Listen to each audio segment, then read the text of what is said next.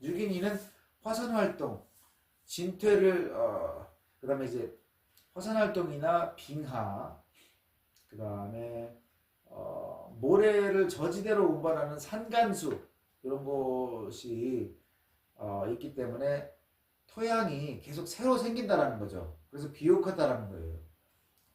토양이 정치돼 있으면은 이게 척박해지는 거고, 자꾸 이렇게 새로운 걸 갖다 주면은 이게 비옥해지는 거죠. 오스트레일리아의 토양은 그에 비해서 모든 대륙을 통틀어 가장 오래되고 척박하다. 영양소가 제일 없다. 그래서 오스트레일리아가 환경이 옛날부터 좋지 않았다라는 것을 얘기해 주는 거예요. 자, 그레이터 오스트레일리아에서 가장 일찍 그리고 가장 집약적으로 식량 생산이 시작된 곳이 어디냐? 그리고 인구 밀도가 가장 높았던 곳은 어디냐? 뉴기니 고지대라는 거예요. 그게 해발 12,000에서 2,700m에 해당하는 계곡들이었다. 그러니까 너무 덥지도 않고, 그죠? 어느 정도 선선하다라는 거죠. 그래서 이제 환경이 좀 더 좋다, 살기에, 그죠? 그래서 이제 최고 9,000년부터 복잡한 배수 시설들이 만들어진다. 그리고 6,000년 전에는 더 보강된다. 그래서 뉴기니 고지대에서 오늘날 생산되고 있는 주요 작물이 뭐냐?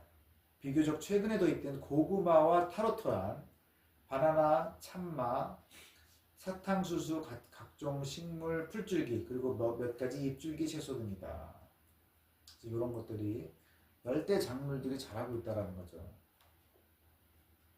자, 근데 이제 요것들이 다른 데에서 들어온 것이냐 아니면 뉴기니에서 작물화한 것이냐라는 것을 볼 때 사탕수수, 잎줄기 채소, 식용풀줄기 이런 것은 야생 조상이 뉴기니의 토종식물이었다. 그리고 뉴기니에서 재배되는 바나나의 야생 조상이 원산지가 아시아가 아니었다. 뉴기니였다. 그리고 타로토란이나 일부 참마 종류 같은 거는 아시아뿐만 아니라 뉴기니에도 자생하고 있었다. 이걸 볼 때 뉴기니에서 작물화가 일어났다. 독자적으로 이런 거를 생각해 볼 수 있다는 거죠. 그래서 이제 지금은 뉴기니의 고지대에서 뉴기니의 야생 식물종을 작물화해서 토착적으로 농업을 시작했다는 것이 일반적인 견해다라는 거예요. 자, 그러면 외부에서 들여온 것이 확실한 건 뭐냐? 닭, 돼지, 고구마다. 닭하고 돼지는 동남아시아에서 가축화되었고 3,600년 전에 뉴기니를 비롯한 태평양 일대의 대부분의 섬에 도입되었다. 그래서 닭하고 돼지는 동남아시아에서 온 거다. 남아메리카 원산 고구마가 뉴기니에 도착한 거는 불과 몇 세기 전밖에 안 된다. 어떻게 들어왔냐? 스페인인들이 필리핀인에게 전해준 것이 들어왔다라는 거죠. 그래서 고구마는 성장하는 데 걸리는 시간이 짧고 단위 면적당 수확량도 많고 척박한 토양에도 잘 자란다. 그래서 타로토란을 누르고 고지대의 주식이 되었다. 그래서 고지대 농업이 발달했기 때문에 뉴기니에서 수천 년 전에 대규모의 인구 폭발이 일어났을 것이다. 그리고 몇백 년 전에 고구마가 또 들어와가지고 또 한 번의 인구 폭발이 일어났다. 그 다음에 뉴기니 해안이나 강가에 사는 저지대인들, 어류에 크게 의존하고 있는 출람입니다. 그리고 이제 해안하고 강가에서 조금 떨어진 건조 지역의 저지인들은 인구 밀도가 낮고 바나나와 참마를 재배하는 화전 농업을 했다. 그러니까 뉴기니 고지대인들이 가장 환경이 좋았고, 그 다음은 해안이나 강가에 사는 저지대인, 그 다음은 해안이나 강가에서 좀 떨어진 건조 지역의 저지인들이 가장 환경이 안 좋았다는 거죠. 뉴기니 저지대의 늪지대에 사는 사람들은 사고 야자의 줄기 속에서 나오는 전분에 의존해서 살아간다. 채집 생활을 주로 했다라는 거예요. 근데 이제 뉴기니의 인구는 전체적으로 또 많지 않았는데 그것도 이제 험준한 지형 때문에 수천 갈래로 분열되어 있었다. 서로 장애물에 막혀가지고 교류가 없었다라는 거죠. 저지대에서는 늪지가 많다. 고지대에서는 가파른 등성과 비좁은 협곡이 이어진다.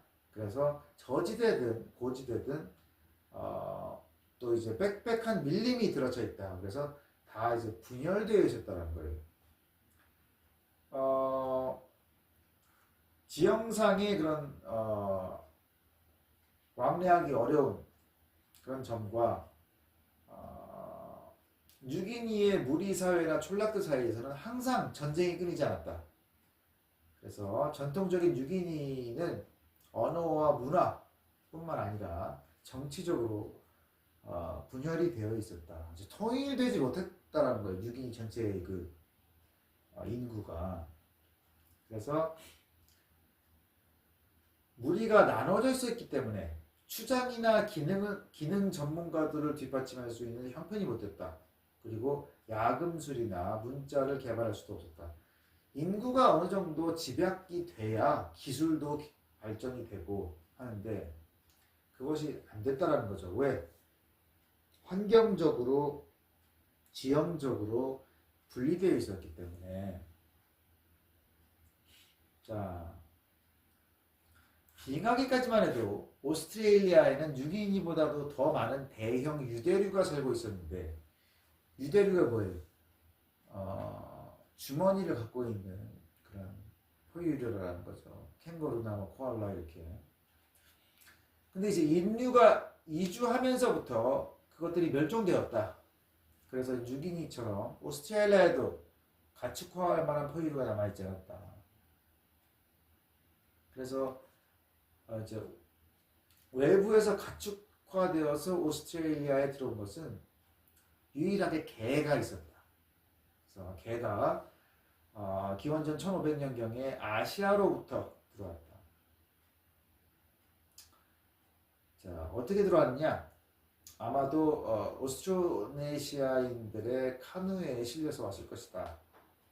그렇게 들어온 개가 오늘날 오스트레일리아의 야생 상태에서 딩고다라는 거죠. 오스트레일리아 야생 개가 있는데 이게 딩고인데 이게 기원전 1500년경에 오스트로네시아인들이 카누를 타고 데리고 들어온 동물이라 이거죠. 오스트레일리아에서는 농업도 시작되지 못했다. 왜? 가장 건조한 대륙이다. 토양이 가장 척박한 대륙이다. 그럼 엘니뇨 남방 진동이라는 현상이 있는데 이것 때문에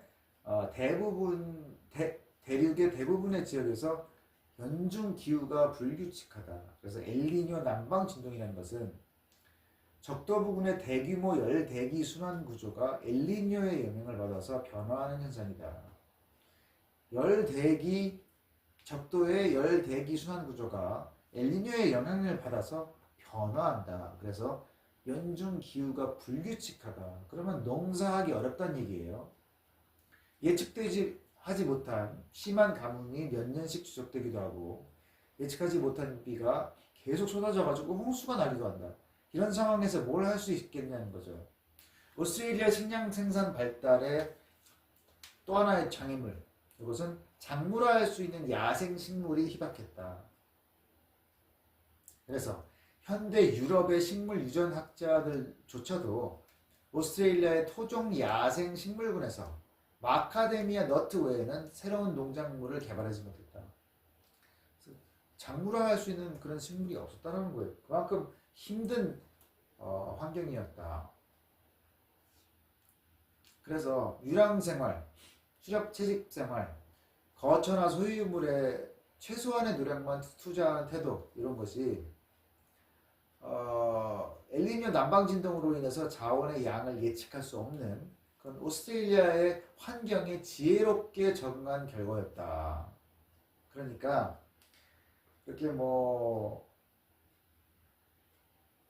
인구 집약적인 그런 어떤 발전된 사회를 이루지 못한 게 척박한 오스트레일리아의 상황에서 오히려 지혜롭게 적응한 그런 결과다라는 거죠. 자, 오스트레일리아 원주민들이 식량 생산을 대신해서 활용한 방법이 있는데 그게 부지깽이 농법이다. 그게 뭐예요? 주기적으로 땅에 불을 지르는 거다. 그래서 자연적으로 날 수 있는 그 식물이나 작물들의 어떤 토양을 조금이라도 좀 비옥하게는 아니더라도 좀 더 좋게 만들어주는 거죠. 그래서 지난 5천년 동안에 동남부에 머리 달린강 유역, 머리강하고 달린강이 있어요. 동남부에. 그리고 또 동부나 북부 해안, 서남부 끝 부분 이런 데처럼 생산성이 높은 그런 일부 지역에서는 원주민들이 먹이를 장만하는 방법이 점점 발달했다. 그리고 인구 밀도도 높아졌다. 그러니까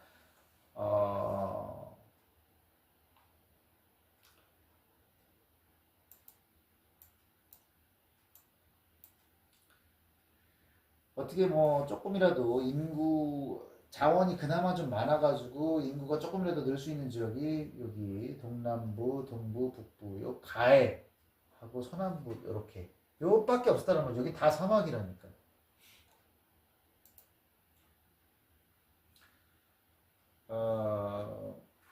그다음에 이제 오스트레일리아 동부에서 양이 풍부하고 전분이 많은데 독성이 있는 그런 소철류의 씨앗에서 독을 걸러내거나 발효시키는 그렇게 해서 먹을 수 있는 기술들이 개발됐다. 그래서 조금이라도 식량이 는 거죠. 또 더 많은 이제 식량을 위해서 개발한 방법이 머리강, 달린강 거기 쪽에 민물 양어 양식장이다. 그래서 이 강의 늪지대가 우기에 따라서 수심이 달라진다. 그래서 원주민들이 2.4km에 달하는 정기원 수로를 건설했다. 그래서 장어들이 이 늪에서 저 늪으로 옮겨 다닐 수 있게 했다. 수심이 막 달라지니까 수로를 만들어 가지고 옮겨 다닐 수 있게 그래서 좀 기른 거죠. 이러한 양어장을 처음 만들 때에는 많은 노력이 필요했겠는데 일단 만들어지면 많은 사람들이 를 먹여 살릴 수 있었다. 뭐 장어들이 알아서 왔다 갔다 하면서 이제 좋은 환경에 가가지고 저기 생식 또 하고 새끼를 낳는 거죠. 그렇게 해서 자연적으로 먹거리를 좀 풍부하게 만들었다는 거죠. 그리고 이제 오스트레일리아 동부 및 북부에서 또 하나의 발전이 있었는데 야생 기장의 씨앗을 수확했다. 그래서 원주민들이 돌칼로 기장을 베어서 낫가리로 쌓았다가 탈곡해서 종자를 거두었다.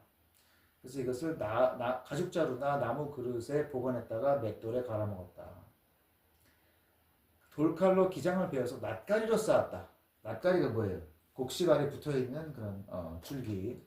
그래서 나중에 먹을 때 탈곡해서 종자를 거두어서 그것을 이제 가죽자루나 나무 그릇에 보관했다가 맷돌에서 갈아가지고 먹었다는 거예요. 그래서 오스트레일리아 수렵 채집민들의 인구는 수십만 명 수준으로 되게 적었다라는 거죠. 그리고 이제 생산성이 높은 지역들 사이에서도 지리적 생태적 거리로 인해서 교류가 별로 없었다. 그러니까 예를 들어서 뭐 여기 서남부에서 여기를 어떻게 와요, 그렇죠? 이제 요 교류하는 것이 쉽지가 않았다는 거죠.